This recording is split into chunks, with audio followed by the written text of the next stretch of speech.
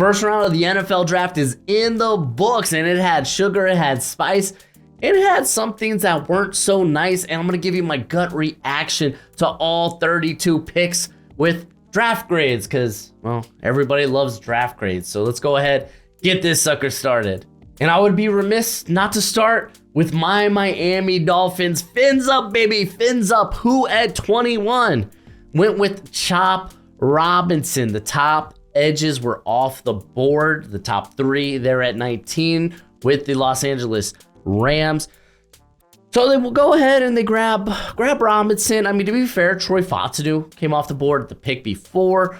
So if they were looking offensive line, maybe Graham Barton or Jackson Powers-Johnson may have been the only options. I don't hate the pick. I love the upside of Chop Robinson. You are dealing with limited length, but a phenomenal athlete. But at the end of the day, it feels kind of mid to me. So this might be a little harsh. Again, gut reactions, feelings could change over the next few days, but I'm going to give it a C. I think the Dolphins, I think it was kind of mid, and I think that's fair. I think it's fair. All right, Arizona Cardinals. They had two picks we're going to talk about here. Of course, we're going to start with Marvin Harrison Jr. It's a phenomenal pick. What more do you want me to say about it? I mean, if I could, shoot, it's A+, plus. It was the pick that they should have made from the get-go. Now, at 27, though, this is probably where things get a little bit more interesting with Darius Robinson. I don't mind the pick whatsoever. I didn't have a first-round grade on Robinson, but he was kind of in that top 50, which kind of basically makes you eligible to be a pick at the back end of the first round. And I get why they made it. It gives them some size at the edge. You get a versatile body type in Darius Robinson. But I think more importantly, again, size. Like, okay, they got Zaven Collins, who's got size, but he's an off-ball linebacker who's kind of converted to more as a pass rusher.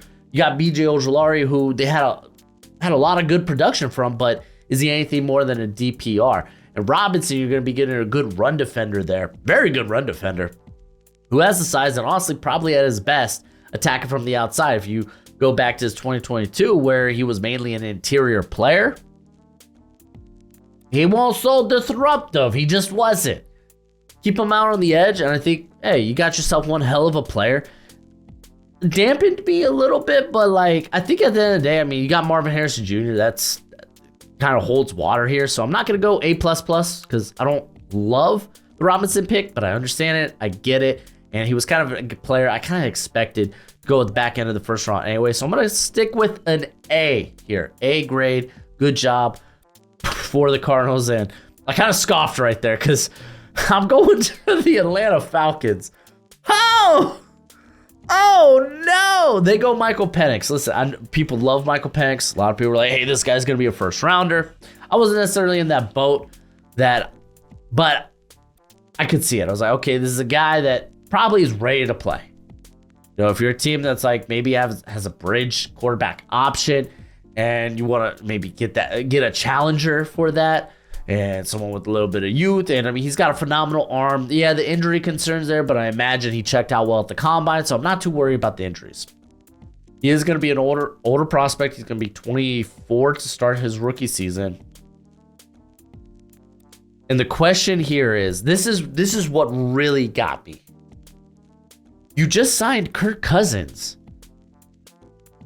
and his first 2 years are fully guaranteed. $50 million per year. He was $110 million guaranteed. I believe it's 50 year one, 50 year two, and then $10 million guaranteed in the third year of his contract. Why not go with JJ McCarthy? If you're looking at a guy to sit, because like if everything goes well with Cousins, Penix isn't going to be starting until he's like 27. Like, I like the player. I don't mind a team taking him.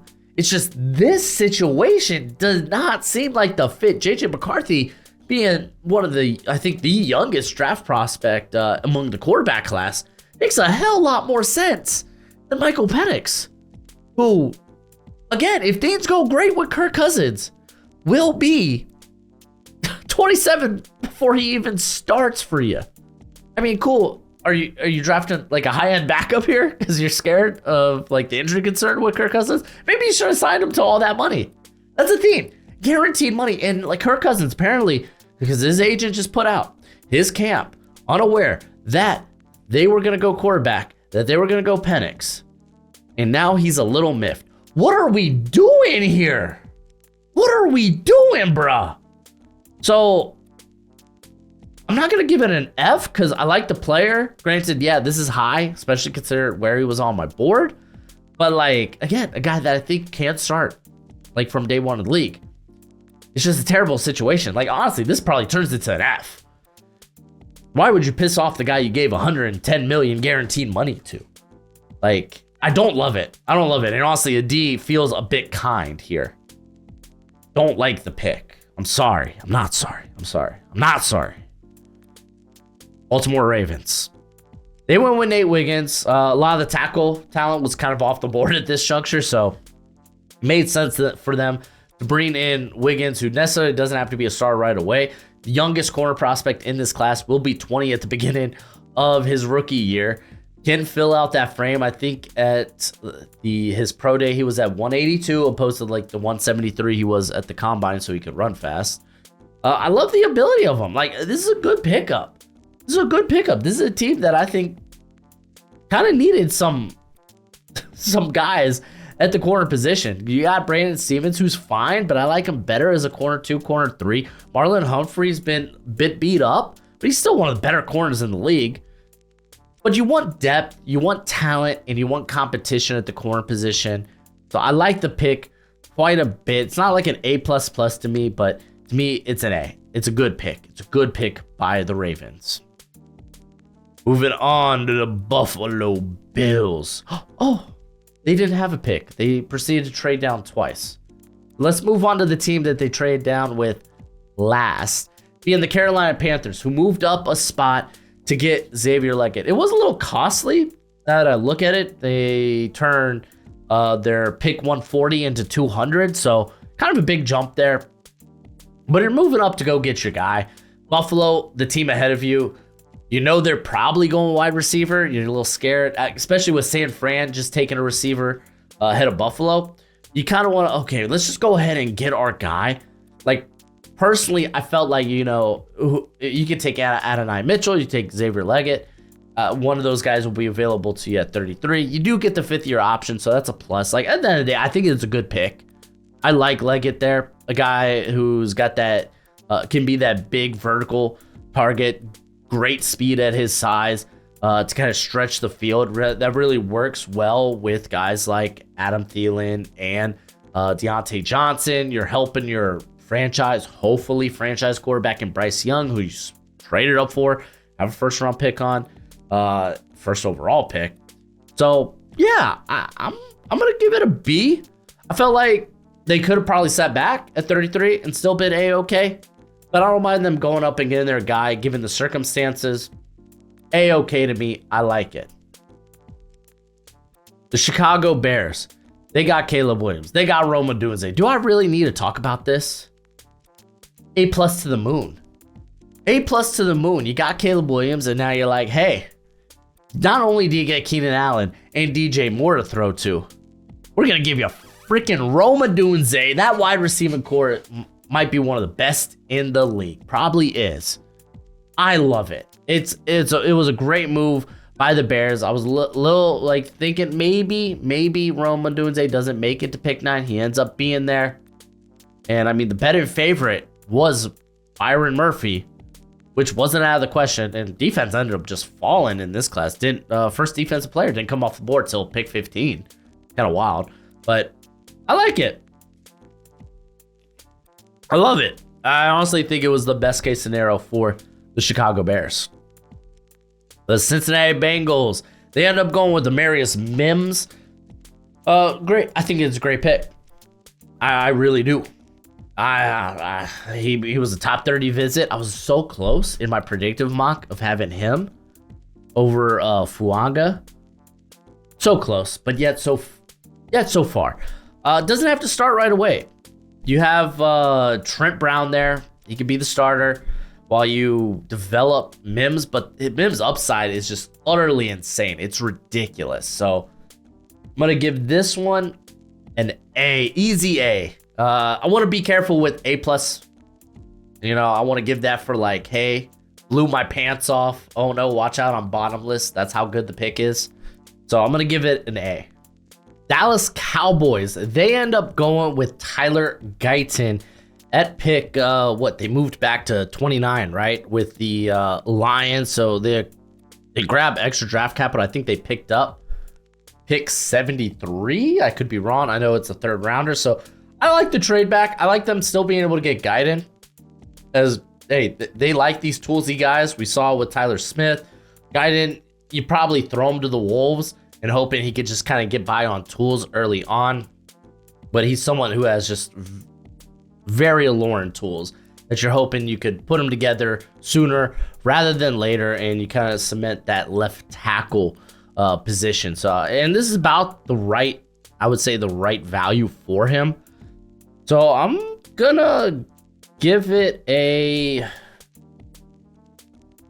I mean, what other picks would have really wowed me? I'm not gonna be too harsh. I say harsh. It's not like, it was a good pick. And I love the trade down. It's an A. It's an A. It's an easy A. What am I talking about? The Denver Broncos, they go with Bo Nix. I've been saying this for months. And when I get to my predictive mock, I finally run away from it. But they stay put and they end up drafting Bo Nix. Stick to your guns, man. Stick to your guns. I like Bo Nix, man. 6th quarterback off the board. Broncos didn't have to move up. Probably could have traded down. Still felt good about getting him. I think he's perfect fit for Sean Payton's system. I don't think it's like an A, because again, this is quarterback 6, but it was needed. So I'm going to give it a B. I like the pick. B for Bo. B for Bo. Big fan of Bo Nix, by the way. Big fan. Detroit Lions, they moved up. They got aggressive. They got a corner. They desperately needed to get a corner. Terry Arnold, he was falling. I love the move up for him. I don't love that they gave away a third, but I mean, corner was falling and you kind of had to make a move. So I like that. I like that they were willing to go out. I mean, Brad Holmes was in his bag. Like, hey, let's go out and get this corner. We brought in Carlton Davis. We're going to need some other guys. And Terran Arnold is another guy. So I'm going to go ahead and give this sucker an A. I like the pick quite a bit.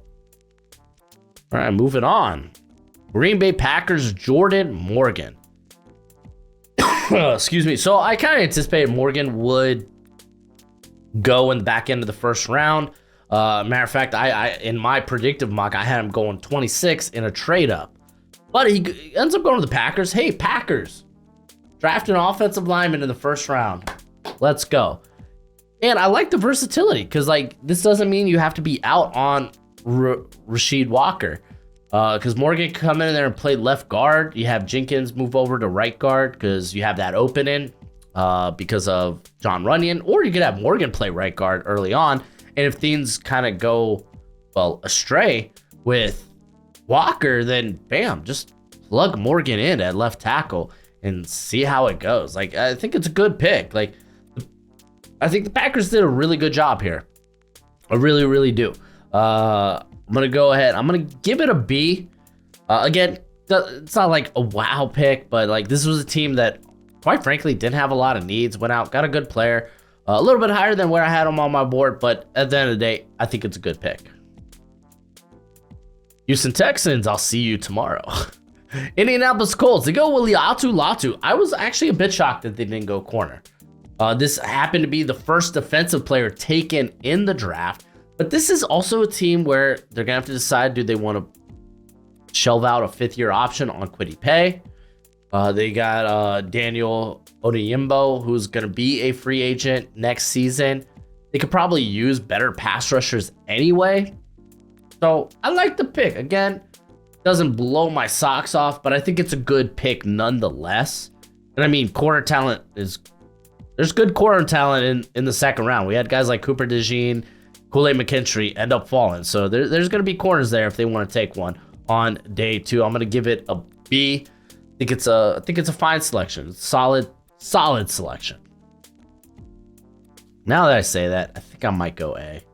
I don't know. It's kind of close. I'm kind of in between. B+. Jacksonville Jaguars, they moved back. And I thought, man, they're playing the draft perfectly. You're able to move back. And now maybe you get that corner you want. Like, they literally would have had, well, Quinion Mitchell went the pick before. But, hey, they could go maybe Terry and Arnold here and still feel pretty good. They end up going Brian Thomas. I love Brian Thomas's upside. The only thing is, I feel like he's a similar role to, like, Gabe Davis, at least early on. Like, what you're going to be asking for Gabe Davis is what you're going to be asking from Brian Thomas. But again, I do like Brian Thomas way better long term than Gabe Davis. Him at 23, I think, is very good value. Big fan of him. This is another one that I mean, he was the 14th player on my board. So this is good value. It's not A+, but I'm going to give it an A. Kansas City Chiefs. Gojo, let me ask, how do you feel about this? All right. So the news was Xavier Worthy was going to go in the first round. Odds had him skyrocketing. As we got further into the first round, we were like, okay, was this all just smoke? And it appeared not to be. The Chiefs got them a nasty speedster in Xavier Worthy. My thing is,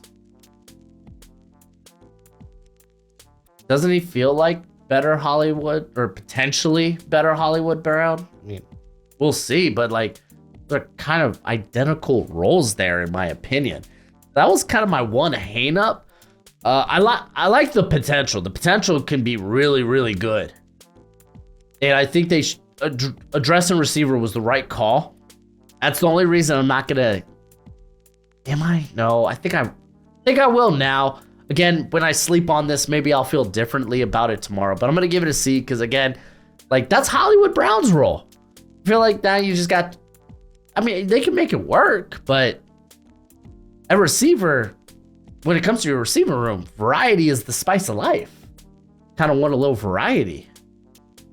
All right, we got the Chargers. So they didn't take J.C. Latham, and there was no trade down. That was the kind of thing. There weren't like any big trades early on in this draft. So they sat on the pick, and they took Joe Alt, great player. He's going to come in. He's going to play right tackle for him. He's got a whole offseason to learn the right side. Listen, if you're taking a tackle in the top 10, you should probably have faith that he can play both sides on the offensive line. I'm cool with it. It's a good pick. It protects Justin Herbert. I'm gonna go with an A+, man. I'm gonna go with A+. I really like the pick. They need defense. Maybe they could address it on day 2. There's still a lot of good wide receivers available. Maybe they address that on day 2 as well. Los Angeles Rams, as I predicted, took Jared Verse. So I love this addition in terms of pairing like the insane speed of Byron Young with the speed to power element of Jared Verse. I like that. I like that quite a bit. They get him at 19. I think he could have gone higher. He was my edge 1. It's a good pick. I'm going to give it an A. I love it. All right. This one really, this stumped me. And it's not even in a bad way. Brock Bowers going to the Las Vegas Raiders. So Michael Mayer, he's there. But he's a more all-around option in terms of what he can do as a blocker and a receiver. You get a way more explosive type of receiver here in Brock Bowers. And now you have some pieces you can move around. Like Bowers, you could line him up outside, in the slot, or in line. I like it. I think I would have liked it better if they went tackle, but there's no denying Brock Bowers like the top player on the board at that juncture. And hey, if you're just going to take the top players on the board, I'm kind of okay with that. I'm a little hesitant to give it an A. I'm going to give it a B. B for Brock. Again, I'll sleep on it, see how I feel. Because if anything, I mean, he'll probably line up 60% of the time in the slot. You're getting more weapons for Gardner Minshew. Yo, Minshew Mania. Minshew Mania 6 is here. Watch out, guys. Oh, I'm actually really excited to talk about what the Vikings have done. So, it came out that, hey, the Vikings, they really didn't want to part with pick 23. And that they were more willing to sit back than give a lot of draft capital to move up. And that's what they ended up doing. Yet they still moved up twice, but they move up one spot from 11 to 10 to take JJ McCarthy. I like it. You didn't have to expend a lot of draft capital to get him. Perfect. I love it. And you hold on to first round picks. That's kind of the biggest win here. And then they do make a move to go up with the Jacksonville Jaguars to go and get Dallas Turner, get some edge talent. You could have made a case like, okay, well, their defensive interior desperately needs some help. Byron Murphy's already off the board. You could make a case for Johnny Newton, but Dallas Turner was one of the best players on the board. A lot of people expected him to be gone by this pick. And now you're going to have stinking Jonathan Grenard, Andrew Van Ginkel, and now Dallas Turner to that pass rush. Yes, please. I'm going to say it. This is an A++. Vikings played this perfectly.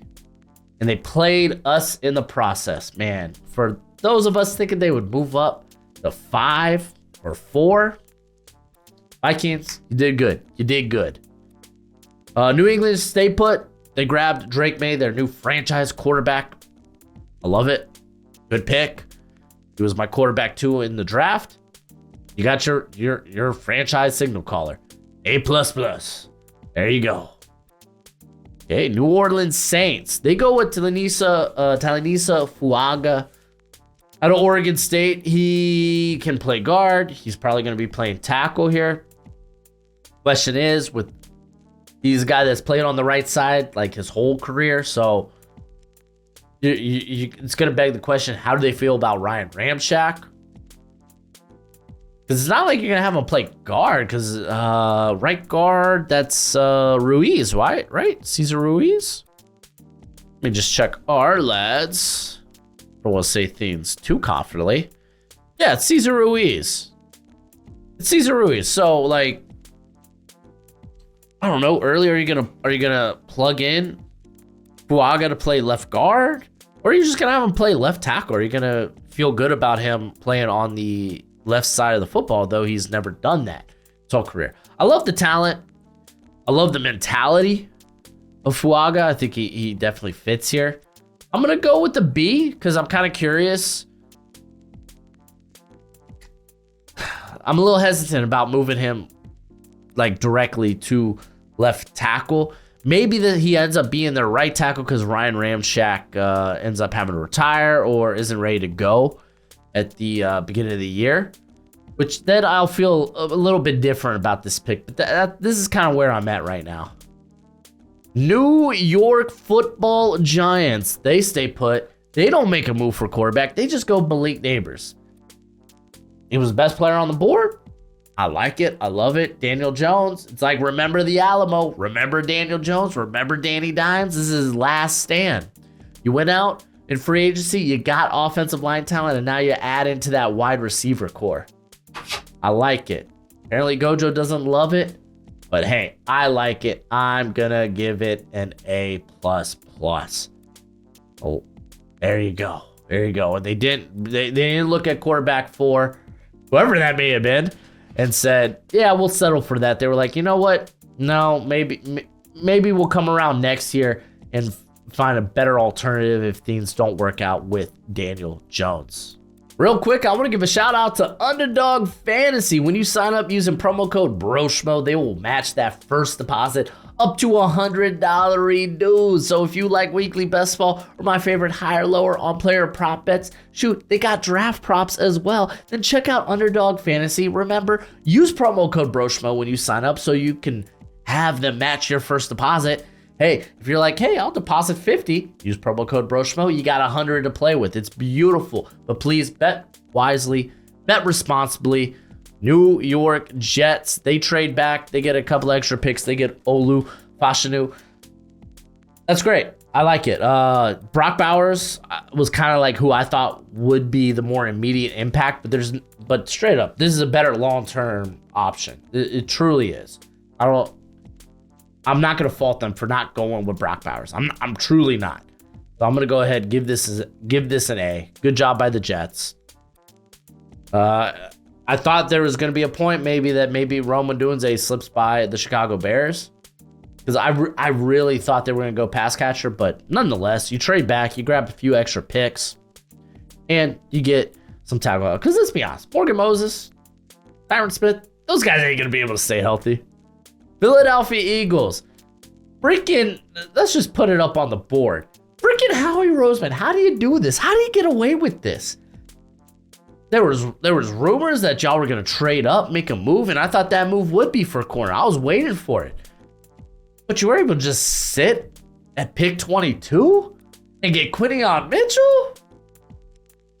Freaking yes! Golly. How does he just keeps winning. Just keeps winning the draft each and every year. Pittsburgh Steelers. They go with Troy Fautanu. He's listed as a guard here. I'm kind of curious. Will they be playing him at guard? So there's options here with Troy Fautanu. And let's talk about him real quick when it comes to the Pittsburgh Steelers. So maybe you start Fautanu at right tackle. This is a guy that played right tackle or left tackle essentially his whole career. Let me just confirm that real quick. I like the pick. Value-wise, it's really good. Yeah, this cat's played left tackle his whole career. Left tackle or left guard. So I'm like, okay, are you gonna move him to the right side? I don't love that, but it's not bad. Or you could play him maybe at left guard, but then what? You're moving Samalu to right guard and probably James Daniels into center. There's some versatility there, or maybe you just keep Broderick on the right side and you have Fautanu play left tackle. There's versatility to this pick, and that's why I like it. I'm gonna stick with the top corners were on the board here, and I would have loved that as well. But Fautanu was pretty high up on my board. I'm gonna give it an A. I like the versatility. I'm kind of curious to see how it may work out with that. And that's kind of why I'm going to give this an A opposed to the Saints. I gave them a B for Fuanga because Fuanga doesn't really provide a ton of versatility in terms of he's only played the right side. But then you could say the same thing about Fautanu with the left side. But again, it depends on what they want to do with Broderick Jones. The Seattle Seahawks, they stay put. They get Byron Murphy. I predicted it. Called it. Ha! Good. No, they needed some more depth on the interior. They were kind of sorely, free agency hit them pretty hard on the defensive interior. Currently, they had they got Draymond Jones, which is nice, but Murphy really brings that stank. They did bring back Leonard Williams. They were able to actually bring back Jaron Reed. Okay, let's go. So, yeah, wow. Honestly, that defensive front, man, they could rotate in and out pretty darn swell. Holy moly, dude. Watch out. Seahawks are, I think, going to get after it next year. I like the pick, man. I'm going to give it a, man. I really like it. You could argue that Byron Murphy may have been the top defensive player in this draft, and I won't argue too much with that. San Francisco 49ers. Ricky Pearsall. Pearsall was kind of a surprise pick here. Now there's a lot of, okay, what's going to happen with Debo? What's going to happen with Ayuk? Because this is a team that probably needs to get a little bit cheaper because they're going to have some contracts up there. Well, Brandon Ayuk is one contract that they're going to have to figure out in the pretty soon future. If anything, Pearsall to me feels like, okay, we got Juwan Jennings for another year. We don't really like what we have in Danny Gray. So we're going to get a guy that can go vertical, but can also be a bit of a good route runner, possession receiver from the slot. I like it. I was pretty high on Pearsall, so I'm not going to absolutely crap on it. Again, we're going to have to wait and see what happens if they make any moves when it comes to Debo or Ayuk. I'm going to give this a B, though, as of right now. The Tampa Bay Buccaneers, Graham Barton. This one was to be expected, especially with the edge players coming off the board early. I thought Barton may have gone before this pick, which kind of would put the Bucs kind of in a tight spot or a spot where they probably want to trade down. But end of the day, like I like Barton. He's going to come in there and be an immediate starter, whether it's going to be at the left guard or the center position. Good thing is, okay, Barton's got some versatility, but so does Robert Hainsey. So you got some versatility there, and you could honestly just go out there and like, okay, who is our best starting five? So I like that. For a team that really struggled to run the football, I thought Barton was a really good addition. I'm going to give it a... I'm gonna give it an A, man. It might not be the sexiest pick, but I think it's a good pick nonetheless. Tennessee Titans, they end up going with J.C. Latham. For me, this was a little bit of a reach just because I wasn't that high on Latham, but the general NFL was pretty high on him. He's gonna come in there. I don't know if he's gonna play left tackle or if he's gonna stick at right. Let's actually take a quick gander at our lads, see where they have him placed. So they have Latham placed at left tackle. I mean, you could go with Nicholas Petit-Frere over there, but I mean, you're gonna have him and Dylan Radins fight it out for right tackle. Like, I don't know, it's kind of weird. Like, I like the prospect. I mean, does this feel like Brian Callahan, like chasing like Orlando Brown Jr.-esque player? They're at left tackle. I don't know, man. I don't want to be too harsh to it, but it does feel a little mid. I'm going to give it a C. For now, I'll sleep on it, see how I feel. It might end up being a B in the morning. And then finally, the Washington Commanders. They went out, got Jaden Daniels. The smoke, it was real. Where there's smoke, there's fire. Where there's fire, there's Jaden Daniels. Apparently, good fit for Cliff Kingsbury's offense there. Might have been my quarterback 3, but you went out, you got your franchise quarterback. I'm not going to be mad about that. I'm going to go ahead, give this sucker an A+. Because I feel like whether they went Daniels or Drake May, it would have been an A+ to me regardless. Because you could say the same thing about the Patriots. If it was Jane Daniels there, I would have probably given it an A+. But they went out, got their franchise quarterback. Good for them. I like it.